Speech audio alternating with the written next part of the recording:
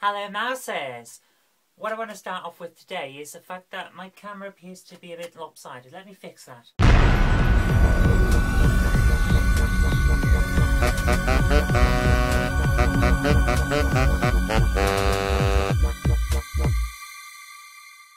Now, on to the main point for today, which is David Cameron has announced yet again that if the Conservatives win the election, we'll have a referendum on Europe. Now, this is all well and good. I'd quite like a referendum on Europe because it might stop all of these complaints that people have that Europe is undemocratic and that we never agreed to be in it.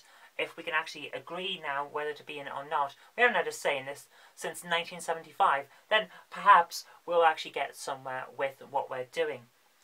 Personally, I'm not for or against being in Europe right now. There's a lot of good things that Europe has given us. For example, the Gender Recognition Act of 2004, which a lot of liberals keep going, oh, look, Labour were very good with the trans people, they did this. No. The Gender Recognition Act is a response by the government to the European Court of Human Rights saying that they have to bring in some basic level of recognition for transgender people. The Equality Act did its best to get rid of as much of the teeth of the Gender Recognition Act as possible, and that was one of the last things that Labour did before they got thrown out of power. So that's really when we saw Labour's true colours. So I'm not going to accept the excuses that British government, especially the left wing like Labour, are supposedly protecting trans people, because they're not. They did that because they were forced to, and the moment that they had a chance to do something about it, they did. So from that point of view, Europe has been good to us. We've got a lot of good legislation. We've got recognition for minorities. We've got protection for minorities. We've got the unfair terms in consumer contracts regulations of 1999, which is amazing, because it means that if a company decides, oh, we're so big that if you want to deal with X, Y, and Z, you've got to deal with it on our terms, and then they can set whatever terms they want, Europe comes along and goes, actually, you can't.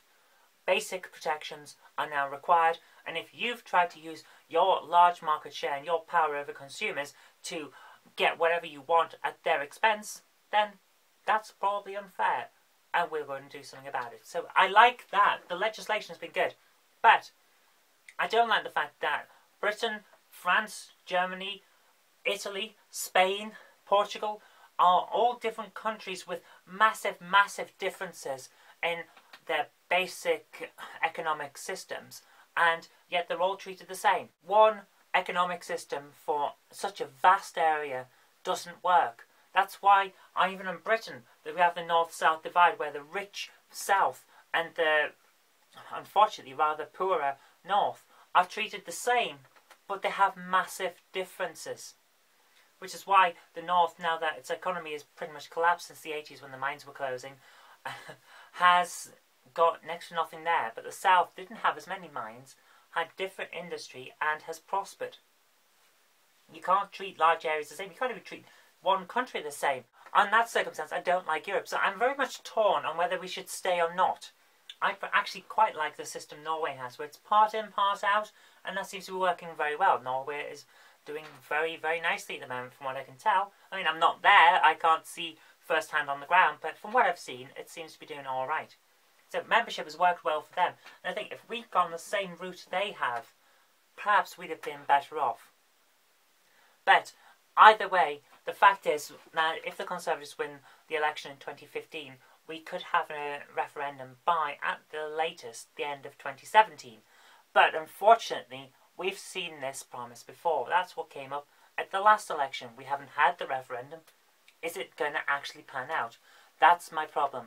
I'd like to say yes, it will. But, and at the same token, I'd like to say that the reason we haven't had a referendum this time around is because the Conservatives didn't technically win. They're in a coalition. And the Liberal Democrats don't want a referendum on Europe, but that's been quite clear with Nick Clegg's statements this week. So, will we or will we not get a referendum? I honestly don't know, but at the same time, I don't know which way I'd vote when it came to that. I think we've all got a lot to look up on just what Europe means for us now and in the future. And what we haven't to look at is the fact that, yes, we were tricked into going into Europe. The common market wasn't what we were actually signing up for. We were told it was, and that's what the votes were in 73. But no, that's not what it was. And we've got to get past that. That's done. What's in the past is in the past. This is a new thing. We've got to look at whether staying in is what we need to do now, rather than we shouldn't have been in here in the first place, so let's get out. Because that's not going to help anyone. Okay, that's all I've got time for today. So, thank you very much for watching. If you did like this, remember to click the like button, share it with your friends so that they can see what's been going on with Europe as well, and subscribe for future videos. But until next time, I've been Kirk-Robinson. You've been watching a video. I'll see you tomorrow.